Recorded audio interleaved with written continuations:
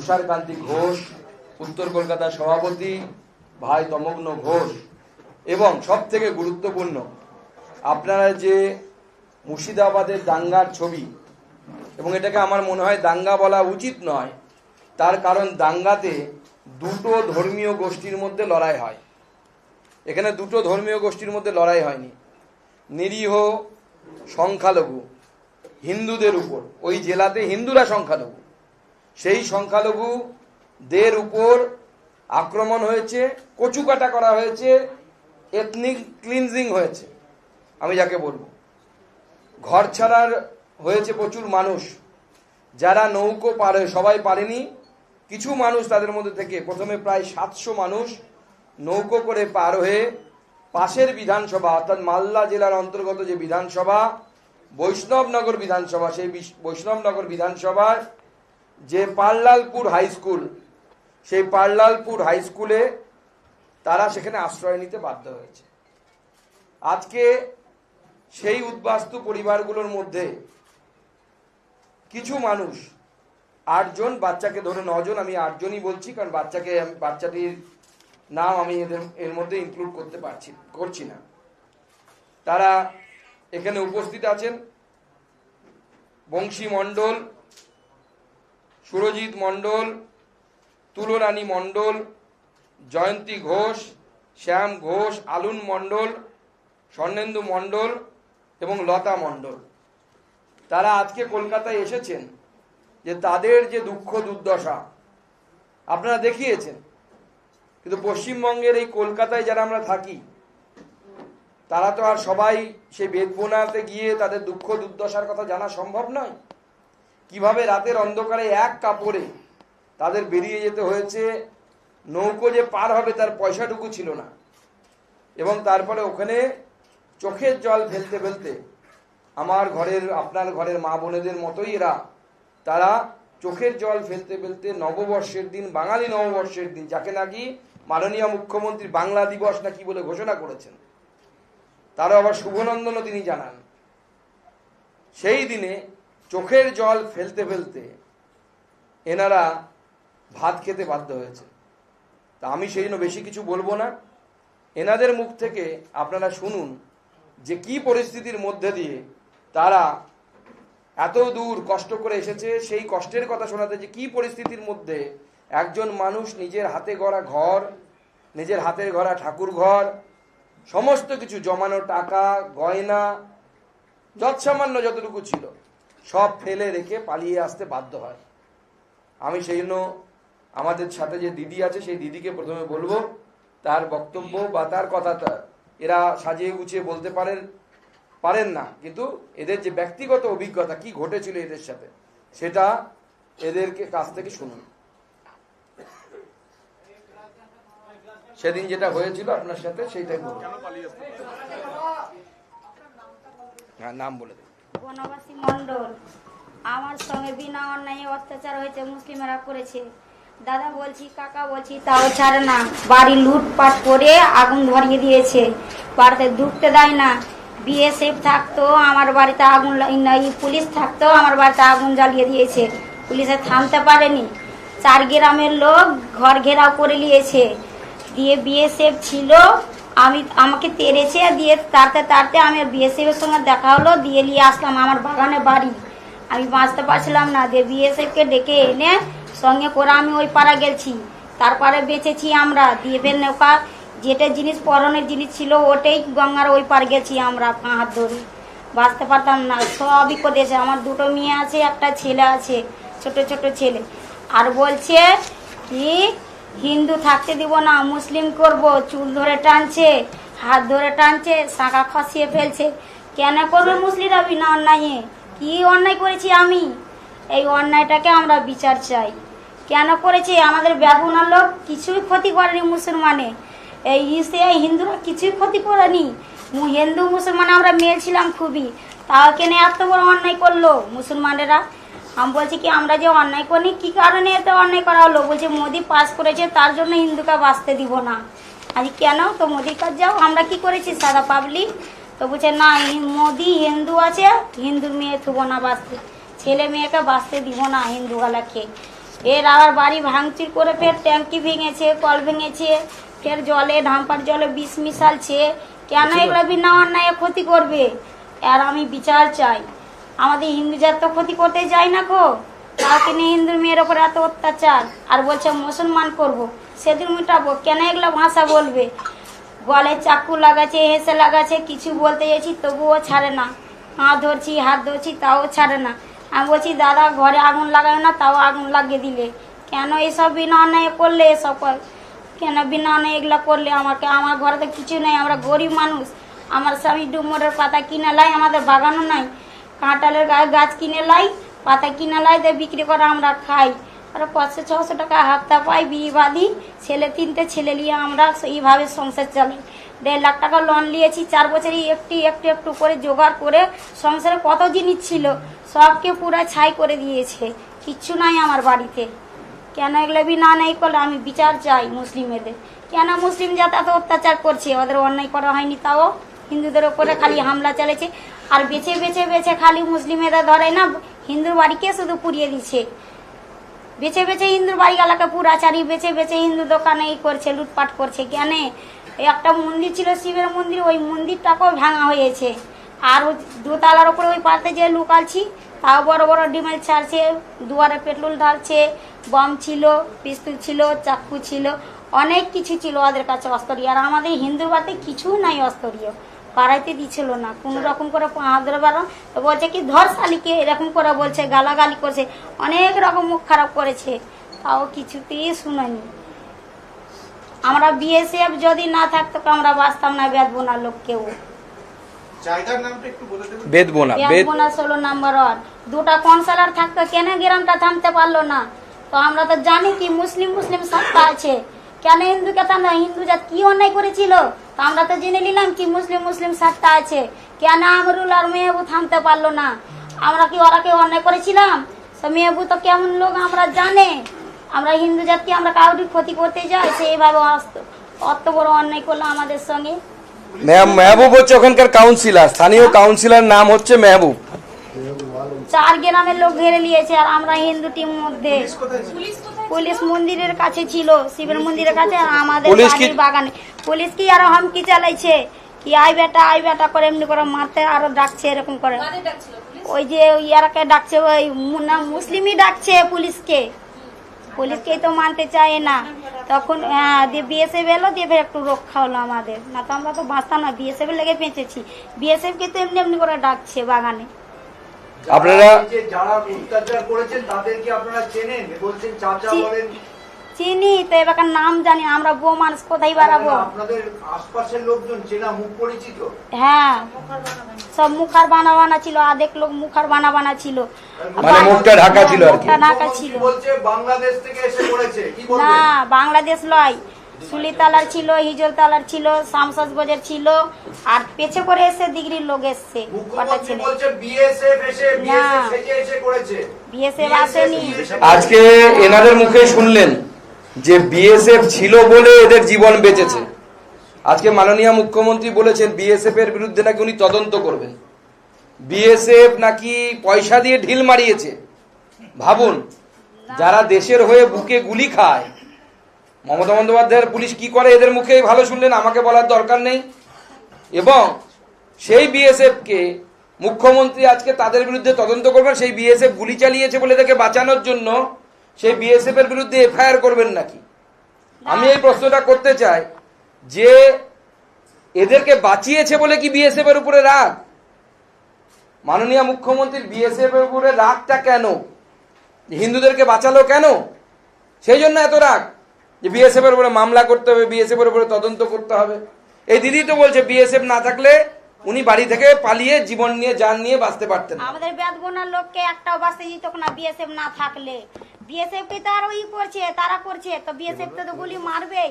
BSF কে তো চাকু লিয়ে তারছে আর বম লিয়ে তারছে, তো বিএসএফ মারবে না গুলি? জান রক্ষা তো করবেই। কখন শুরু হয়েছিল এই ধরনের যে আমাদের বাড়িতে 2 দিন হামলা করা হয়েছে।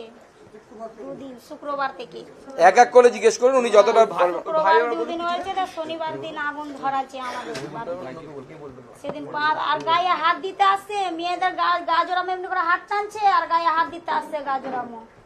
কেন ওগুলা করবে হিন্দুদের মেয়েকে?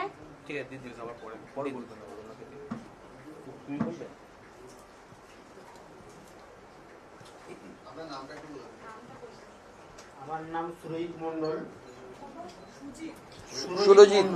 সুরজিৎ বাড়ি ধুলিয়ান, মুর্শিদাবাদ, 16 নম্বর ওয়ার্ড, পৌরসভা। Shukanta, what do you think? বলুন। হিন্দু মুসলমান আমাদের পাশাপাশি বাড়ি। আমরা ওখানে তো 100টা হিন্দুর বাড়ি আছে, আর 4-5 হাজার মুসলমানের বাড়ি আছে। কোনোদিনও ঝামেলা হয়নি, আমরা ভাবতেও পারিনি যে এরকম হবে। তো হঠাৎ করে মৌলানা সাহেব মসজিদে এলাউ করে দিল কি যেগুলো হিন্দু আছে সবকে কেটে নদীতে ভাসিয়ে দাও, বাড়ি ঘর লুটপাট করে দাও, আগুন জ্বালিয়ে দাও, কিছু হবে না। পুলিশ প্রশাসন এলো, পুলিশ প্রশাসন পালিয়ে যাচ্ছে। আমরা অনেক কাউকে ফোন করছি, আমাদের বিজেপি নেত্রীগুলাকে ফোন করছি, তারা আর কিছু কিছু কেন্দ্র বাহিনী করে নিয়ে শুভেন্দু অধিকারীকে সাথে কথা বলে কিছু ঘোষ পাঠিয়েছে বলে আমাদের জানটা রক্ষা হয়েছে। আমরা রাত 10টা-11টা নদী হেলে, আমরা চাংলা ছেড়ে 4-5টা নদী হেলে, আমরা কত বড় নদী হেলে পার হয়েছি, যে আমাদের জান রক্ষা হয়েছে। আমার 12 বছরের ইনকাম, কিছু শ্বশুর বাড়ি থেকে সোনা গয়না পেয়েছিলাম, ওইগুলো ব্যাগে ছিল। 12 বছর কাজ করে বাইরে খাটি আমি, ওইগুলো পয়সা সব জোগাড় করে মনে হয় 1,20,000 টাকা মতো হতো, সব ব্যাগে নিয়ে আসছিলাম। 10-12 জন মিলে আমার গলায় ছিঁড়ি লাগিয়ে টাকায় পয়সা সব কেড়ে নিয়েছে, জানে বেঁচিয়ে বেরিয়েছে। লক্ষ্মী ভান্ডার পেত আমার স্ত্রী। আর কেউ বলবে আপনাদের মধ্যে থেকে? কাউন্সিলর কে ছিল আপনাদের কাউন্সিলর? আমাদের 16 নম্বর ওয়ার্ডের কাউন্সিলর ছিল মেহবুব আলম। তো তাকে ফোন করেছিলেন না তাকে যে তাকেও ফোন করেছি, উনি আসছে, একদিক দিয়ে আসছে মুসলমান নিয়ে, বাগান দিয়ে বাড়াচ্ছে, আবার কিছু দিক থেকে হামলা করে দিচ্ছে। মানে ওনারাই করছে। মসজিদে কখন এটা বলা হয়েছিল? যখন ঝামেলাটা লাগে তখন শুক্রবার, শনিবার বিএসএফ এসেছিল, তখন হয়েছে। জুম্মা পড়া হলো, তারপর থেকে বলছে কি সব আপনা আপনা অস্ত্র নিয়ে বাড়িয়ে যাও। শনিবারও দিন বলেছে, শুক্রবারও দিনও বলেছে। আসুন আরো ঝগড়াটাকে আরো থামবে কি আরো বাড়িয়ে দিচ্ছে। আরো বলে না কি ঝগড়া করতে হয় না কি বেরাস না, কেন থামছে না? দেখুন আজকে মাননীয় মুখ্যমন্ত্রী অভিযোগ করেছেন বাংলাদেশ থেকে নাকি দাঙ্গা করানো হয়েছে, কিন্তু স্থানীয় মানুষরা কিন্তু তাদের অভিজ্ঞতা অন্য বলছে। স্থানীয় মসজিদ থেকে কিছু দুষ্কৃতকারী ইমাম সাহেব না কে আমরা জানি না, কিন্তু যদি কোনো ইমাম এই কাজ করে থাকে, আমার মনে হয় তার ইমামতি করার মতো নৈতিক অধিকার আর নেই। তিনি একজন ধর্মের গুরু, তার উচিত ধর্মে কোনটা ভালো কোনটা খারাপ তার শিক্ষা দেয়া। কিন্তু তিনি যদি এই কাজ করে থাকেন, বা যে কোনো ধর্ম প্রতিষ্ঠান থেকে যদি এই ধরনের কাজ হয় যে দাঙ্গা উস্কানো হচ্ছে, মুখ্যমন্ত্রী তো কথায় কথায় অভিযোগ করেন যে কংগ্রেস, বিজেপি, সিপিএম সবাই নাকি দাঙ্গা করাচ্ছে, তাহলে স্থানীয় মানুষ যে বলছে যে মসজিদ থেকে অ্যানাউন্স হয়েছে, এটা আমিও আগে আপনাদেরকে বলেছিলাম যে মসজিদ থেকে অ্যানাউন্স করেছে কিছু মানুষ, কেন সেই জায়গাগুলোর বিরুদ্ধে ব্যবস্থা হবে না? কেন তাদের বিরুদ্ধে ব্যবস্থা হবে না যারা এই ধরনের উস্কানিমূলক কাজ করেছে? আমরা তো জাভেদ সাহেবের বড় বড় ডায়লগ শুনলাম যে পাতালে পর্যন্ত লুকিয়ে থাকলে তাদেরকে হিন্দি সিনেমার ডায়লগের কথা মনে পড়ে যাচ্ছিল আমার। তো কেন এখনো পর্যন্ত তদন্ত কি কেউ জানে না? কোনো প্রিলিমিনারি রিপোর্ট আসেনি। আপনারা পেয়েছেন কোথাও? সাংবাদিকদেরকে পুলিশ ব্রিফ করেছে, রাজ্য সরকার ব্রিফ করেছে? আমার অন্ততপক্ষে জানা নেই। কারা করলো এটা? কোন দুষ্কৃতকারীরা করলো? কোনো রিপোর্ট, কোনো তদন্ত নেই। মুখ্যমন্ত্রী একটা আজকে ঘোষণা করলেন, তার উপরে এবার তদন্ত রিপোর্ট তৈরি হবে, ব্যাকডেটেড সমস্ত কিছু তৈরি হবে। কিন্তু স্থানীয় মানুষরা সম্পূর্ণ আলাদা কথা বলছে। মাসিমা আমাদের অনেক বয়স্ক মানুষ, তাকেও এই বৃদ্ধা বয়সে, এই বয়সে নদী পার হয়ে রাত্রিবেলা পালাতে হয়েছিল। এবার ওনার মুখ থেকে শুনুন।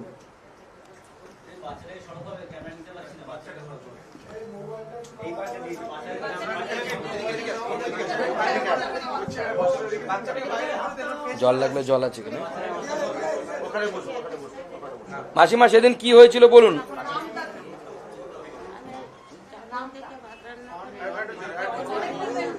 মুখের কাছে নেই কিছু, মুখের কাছে নেই।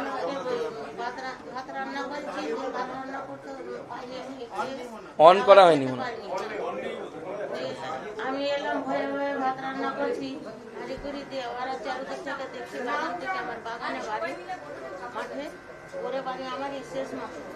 তো ওই বাড়িটা থেকে আমি বলছি তো হয় না, তো ওরকম ভাবে আমি বললাম কি খাবো খাবো করছি, যে ওরা হালকা করে চলে এলো মানে সুলিতলা দিক থেকে সংসার বাজার দিক থেকে। আমি জাল ছিঁড়ে দিয়ে তখন তাড়াতাড়ি করে আমি পালিয়ে গেছি, আমি কিছু বাদ করতে পারিনি। এই জিনিসটাই আমি করে এসেছি। আমার বাড়ি ঘর লুট করে নিয়েছে, আগুন ধরে পুড়ে দিয়েছে। আমার বাড়িতেও কিছু না। কিছু না। সুপ্রিম কোর্টে সেখানে সুপ্রিম কোর্টের প্রধান বিচারপতি উদ্বেগ প্রকাশ করেছেন, বলেছেন অবিলম্বে হিংসা বন্ধ হওয়া উচিত। দেখুন, সুপ্রিম কোর্টের এই অবজারভেশন আশা করি পশ্চিমবঙ্গ সরকারকে সম্বিত ফিরে পেতে কিছুটা হলেও সাহায্য করবে। আজকে আমরা স্বর্গীয় হরগোবিন্দ দাস এবং তার পুত্র স্বর্গীয় চন্দন দাসের স্মৃতিতে আজকে হিন্দু শহীদ দিবস পালন করছি। আজকে এই বেদবোনা গ্রাম পঞ্চায়েত এবং শমশেরগঞ্জের বিভিন্ন ওয়ার্ডের যারা ব্যক্তি তারা আজকে কলকাতায় এসেছেন এবং কলকাতায় এসে আপনাদের কথা বলেন, আপনাদের কাছে তাদের কথা বলেছেন, তাদের দুঃখ দুর্দশার কথা বলেছেন। আমরা এই উপলক্ষে কতগুলো দাবি রাখছি। নাম্বার 1, যাদের বাড়িঘর পুড়িয়ে দেওয়া হয়েছে বা ভেঙে ফেলা হয়েছে তাদের প্রত্যেককে রাজ্য সরকারের তরফ থেকে নতুন বাড়ি তৈরি করে দিতে হবে এবং এই বাড়ির মধ্যে দোকানও ইনক্লুডেড। যাদের যাদের দোকান ভেঙে দেওয়া হয়েছে, আজকে তো সকালবেলা তৃণমূল কংগ্রেসের লিডার, হিন্দু অবশ্যই, তার দোকান পুড়িয়ে দেওয়া হয়েছে। তিনি বলছেন কেউ পুড়িয়ে দিয়েছে, জেলার এসপি আনন্দবাবু, আনন্দ রায় সম্ভবত, তিনি বলছেন যে না, সম্ভবত শর্ট সার্কিট হয়েছে। অর্থাৎ এখনো শাক দিয়ে মাছ ঢাকার চেষ্টা, শাক দিয়ে মাছ ঢাকার চেষ্টা হচ্ছে। যেটা হয়েছে সেটাকে ধামাচাপা দেওয়ার চেষ্টা হচ্ছে। এবং শুধু তাই নয়, নতুন বাড়ি করে দেওয়ার দাবি এবং দোকান করে দেওয়ার দাবি নয়, তার সাথে সাথে আমরা বলছি যে প্রত্যেককে সেই পরিবারের যারা সেই পরিবার পিছু 5 লক্ষ টাকা করে ক্ষতিপূরণ রাজ্য সরকারের তরফ থেকে মিনিমাম দেওয়ার ব্যবস্থা। প্রতি ক্ষতিগ্রস্ত পরিবারের একজনকে পরিবারের ইচ্ছে অনুযায়ী পার্মানেন্ট সরকারি চাকরি, সিভিক ভলেন্টিয়ারের চাকরি ধরালে হবে না, ওটা চাকরি নয়, ওদের পেনশন নেই, ওদের জিপিএফ নেই, কিচ্ছু নেই। সঠিকভাবে সরকারি কেন্দ্রীয় সরকারি চাকরি দেওয়ার ব্যবস্থা হবে। আর আমরা যতদিন বা যতবার এই গ্রামবাসীদের সাথে কথা বলেছি ফোনে বা নিজে আমি গিয়ে রিফিউজিদের সাথে কথা বলেছি, প্রত্যেকেরই একটা বক্তব্য, সেখানে একসময় বিএসএফ ক্যাম্প ছিল। স্থানীয় কিছু তৃণমূল নেতা সেই সময় এর বিরোধিতা করে বিএসএফ ক্যাম্প তুলে দেওয়ার ব্যবস্থা করা হয়। এখন গ্রামবাসীরা দাবি জানাচ্ছেন যে সেখানে পার্মানেন্ট বিএসএফ ক্যাম্প স্থাপন করার জন্য রাজ্য সরকারকে লিখতে হবে। রাজ্য সরকার যদি লেখে, ডিএম যদি লেখে, করে আনার দায়িত্ব আমাদের, আমরা কেন্দ্র সরকারে আছি, আমরা সেই ব্যবস্থা নেব। কিন্তু রাজ্য সরকারকে ডিমান্ড করতে হবে। কিন্তু উল্টো দেখতে পাচ্ছি আমরা, যদি কোর্টের রায় না আসতো এরা কেউ বাঁচত না, আমি বলে দিচ্ছি আজকে। তার কারণ কি, বিএসএফ তার নিজের এখতিয়ারে, আপনারা জানেন বিএসএফ এর দায়রা বাড়ানো হয়েছে, 50 কিলোমিটার পর্যন্ত তারা করতে পারে। যখন তারা নেমেছিল পরিস্থিতি সামাল দিতে, ডিএম এর উপর নবান্ন থেকে ফোন যায়, মাননীয় মুখ্যমন্ত্রী ফোন করেছেন না মুখ্য সচিব করেছে আমার জানা নেই, ডিএম বিএসএফ কে বলে যে আজকে সন্ধ্যের পর আপনারা উঠে যান, আর দরকার নেই আপনাদের। অথচ গ্রামবাসী কি বলছে, পুলিশ নাকি তাদের জীবন বাঁচাতে পারছে না, পুলিশ থেকে বাঁচাতে পারেনি পুলিশের সামনে। এবং আমি বলছি এটা প্যাটার্ন, এটা প্যাটার্ন আপনারা লক্ষ্য করুন। দেখুন, এরা পুলিশের উপর বিন্দু মাত্র পর্যন্ত ভরসা নেই। কেন জেলার এসপি, ডিআইজি, কেন তারা নিজের পদে বহাল থাকবে অপদার্থগুলো? এবং আমার কাছে খবর আছে যে গ্রামগুলোতে ডাকবাংলো পাড়ায়, ডাকবাংলো মোড়ে দাঙ্গা হচ্ছিল, পুলিশ ওই মোড়ে দাঁড়িয়েছিল। তারপরে যখন দাঙ্গাকারীরা গ্রামের ভিতরে ঢুকে যায়, বাড়িঘর পোড়াতে পরে, ভয়ে কোনো পুলিশ ঢোকেনি যতক্ষণে বিএসএফ আসে। বিএসএফ আসার পর বিএসএফ কে সঙ্গে নিয়ে পুলিশ গ্রামে গ্রামে যায়, ভাবতে পারেন? মানে পুলিশ ভয় পাচ্ছে, বিএসএফ কে বলছে পারলে আমার প্রাণ বাঁচাও। আর ডিজি সাহেব ওখানে এক গাদা ক্যামেরা ফ্যামেরা নিয়ে গেছেন, বিভিন্ন জায়গায় ছবি তুলছেন, কিন্তু এই রিফিউজি ক্যাম্পে এসে এদের সাথে দেখা করার সুযোগ পাননি। সেজন্য আজকে আমরা এখান থেকে সোজা ডিজির অফিসে যাব এবং এদের দুঃখের কথা এরা সামনে, ডিজির সামনে দাঁড়িয়ে ডিজির কান খুলে শুনতে হবে। আমরা গিয়ে ডিজির সামনে শান্তিপূর্ণভাবে আমরা এখন ডিজি অফিসে যাব, ডিজি পুলিশ, ডিজি ভবানী ভবন, সেই ভবানী ভবনে গিয়ে ডিজি সাহেবের জন্য অপেক্ষা করব কখন মহামানব দর্শন দেবে আমাদের, এবং এরা তাদের দুঃখের কথা সরাসরি ডিজি পুলিশকে বলবে, কারণ এদের ক্যাম্পে ডিজি সাহেব যেতে পারেননি, উনি বিভিন্ন জায়গায় ক্যামেরা ট্যামেরা নিয়ে ঘুরে বেরিয়েছেন। আপনাদের সকলকে ধন্যবাদ।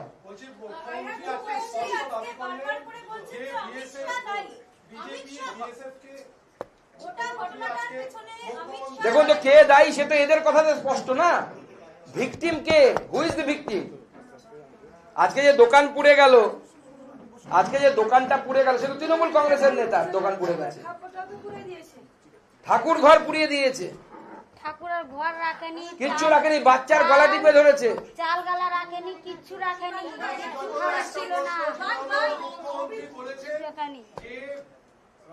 বর্ডার থেকে বিজেপি বাংলাদেশিকে ঢোকাচ্ছে, বিএসএফ কি করছিল? আমরা তো আর বর্ডার পাহারা দিই না, এই কোট আনকোট এই শব্দের উত্তর। দেখুন এইরকম নির্লজ্জ মুখ্যমন্ত্রী এই কথা বলতে পারে, যেখানে এই রাষ্ট্রের home minister at the floor of the house, upper house এবং লোয়ার হাউস, লোকসভা রাজ্যসভা দু জায়গাতেই দাঁড়িয়ে বলেছেন গোটা দেশের মধ্যে প্রায় 600 কিলোমিটার মতো ফাঁকা বাউন্ডারি আছে যেখানে ফেন্সিং হয়নি, তার মধ্যে 100 অড কিলোমিটার মতো, 100 সামথিং অড কিলোমিটার মতো কোনো বাউন্ডারি দেওয়া সম্ভব না, ফেন্সিং দেওয়া সম্ভব না। কোথাও পাহাড় আছে, কোথাও পর্বত আছে, কোথাও নদী আছে। 450 কিলোমিটার বর্ডার ফেন্সিং দেওয়া যায়নি, ওপেন আছে, ওপেন। কোথায় সেটা? মাননীয় মুখ্যমন্ত্রীর পশ্চিমবঙ্গে। কেন দেয়া যায়নি? কারণ মাননীয় মুখ্যমন্ত্রী তিনি জায়গা দেননি, জমি দেননি। অমিত শাহজি কি করেছেন? মাত্র একটা নয়, দুটো নয়, 10-10খানা রিমাইন্ডার লেটার পাঠিয়েছেন। তার বেশি তো কিছু করতে পারেন না। দেশভক্তি তো কাউকে আপনি জাগাতে পারবেন না, দেশের প্রতি যদি ভালোবাসা না থাকে আপনি কিভাবে জাগাবেন? মমতা বন্দ্যোপাধ্যায়ের সিংহাসনে বসে থাকা, তার পরিবারের লোকেদের সিংহাসনে বসে থাকা দিয়ে কাজ, দেশের প্রতি তো কোনো দায়বদ্ধতা নেই। দেশ চুলোই যাক, মমতার কি, মুখ্যমন্ত্রীর কি? সেজন্য 10 বার চিঠি দেওয়ার পর ভারতবর্ষের হোম মিনিস্টার, শুধু তাই নয়, মাননীয় হোম মিনিস্টারকে কিম্ভূত কিমাকার বলে গালি দেওয়ার পরেও মাননীয় মুখ্যমন্ত্রী হোম মিনিস্টার সাহেবকে একবার রিকোয়েস্ট করার পর নবান্নে গেছিলেন ওনার চেম্বারে, গিয়ে সেখানে বসে মাননীয় গৃহমন্ত্রী ভার্বালি মাননীয় মুখ্যমন্ত্রীকে রিকোয়েস্ট করেছিলেন, আমার 72খানা পোস্ট দরকার, বিএসএফ এর পোস্টের জন্য জমি দরকার, আমাকে দিন মাননীয় মুখ্যমন্ত্রী। ভার্বাল রিকোয়েস্ট, 10-10খানা অফিসিয়াল চিঠি, তারপরেও ফেন্সিং হয়নি। মুখ্যমন্ত্রী দোষ চাপাচ্ছেন অন্যের ঘাড়ে, লজ্জা লাগে না? বিজেপি ওখানে কোথায়? বিজেপি কিভাবে ওখানে বিজেপি করবে কারা? এরা বললো না 4-5 হাজার মুসলমানের মধ্যে 100 ঘর হিন্দু থাকে, 4-5 হাজার মুসলমান, তারা কেউ বিজেপি করে না, সবাই অ্যাক্টিভলি তৃণমূল কংগ্রেস করে, কখনো কখনো পিএফআই করে, যখন যেমন তখন তেমন করে। আর আগে বাংলা হয়ে যাক, বাংলা হয়ে যাক।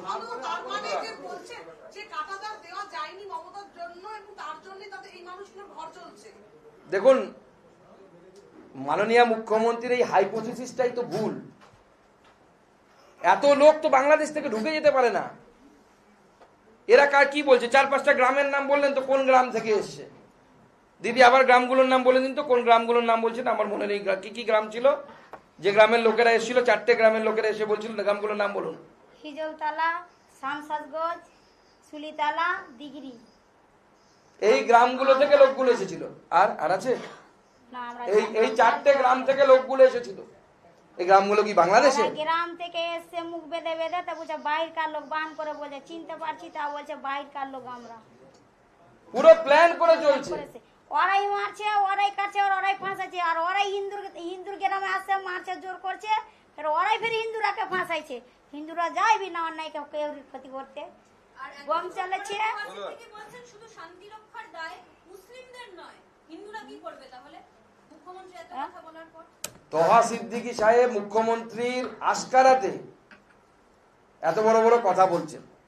এটা যদি অন্য কোনো রাজ্য হতো না, এই ধরনের উস্কানিমূলক কথাবার্তা বলার জন্য তোহা সিদ্দিকী সাহেব জেলের ভিতরে থাকতেন। এরা যদি যোগী সাহেবের রাজত্ব হতো, তোহা সিদ্দিকীকে কান ধরে জেলের ভিতরে থাকতে হতো এই ধরনের উস্কানিমূলক কথা বলার জন্য। এ বুড়ো হয়ে গেছে, তাও লজ্জা লাগে না? আপনি কোন ইসলামের কথা বলেন? কোন ইসলাম ধর্মের শিক্ষা দিন যে যারা বলে মহিলার বুকের গিয়ে কাপড় টেনে ধরতে, এটা ইসলাম? রাস্তা দিয়ে বিড়ি দিতে যাব, তা মুসলমানের ছেলেগুলা ঠিস মারবে, আর মুসলিমের ছেলেগুলা, এই মুসলিমের মেয়ে যায় তো হিন্দু ছেলে কয়টা ঠিস মারে, কয়টা ঠিস মারে। দেখুন বুকের ব্যথা এদের কতটা।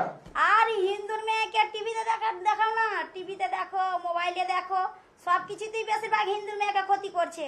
তাও তো হিন্দুরা সবকিছু জেনে ও সহ্য করে থাকছে, অন্যায় করতে যায় না খো, তাও ফের ওদের বের বেশি রক্ত। এরপরেও এরা এই ধরনের কথা বলছে, যে কথা অত্যন্ত উস্কানিমূলক, এবং মাননীয় মুখ্যমন্ত্রী এবং চিফ সেক্রেটারির উপস্থিতিতে বলা হয়েছে এগুলো কথা।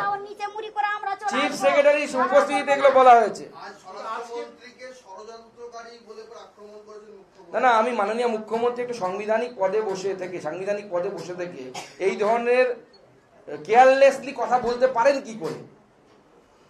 কোনো তথ্য প্রমাণ নেই। একজন স্থানীয় লোক তো ভিডিও করবে রে ভাই, যে হ্যাঁ বিএসএফ দরজা খুলে দিয়েছে, হাজারে হাজারে মানুষ ঢুকছে বাংলাদেশ থেকে, তাহলে দাঙ্গা লাগাতে। যখন পিএফআই এর সবাই, যে পিএফআই এর অ্যারেস্ট করা উচিত, পিএফআই এর সবাই আপনার বিধায়ক মনিরুলকে ছিল, সেদিনও তো মনিরুলকে কান ধরে উঠবোস করানো উচিত ছিল। তখন পিএফআই কে আস্কারা দেবেন, দুধেল গাই বলবেন, আর পরে সেই পিএফআই তো লাথি মারবেই। এখন আমরা ডিজি অফিসে যাব এবং ডিজি সাহেবের সাথে এদের সাথে দেখা করাবো, এবং এরা নিজের মুখে ডিজির কাছে, ডিজি পুলিশকে তার নিজের কথা, নিজেদের দুঃখ দুর্দশার কথা। সবাইকে ধন্যবাদ।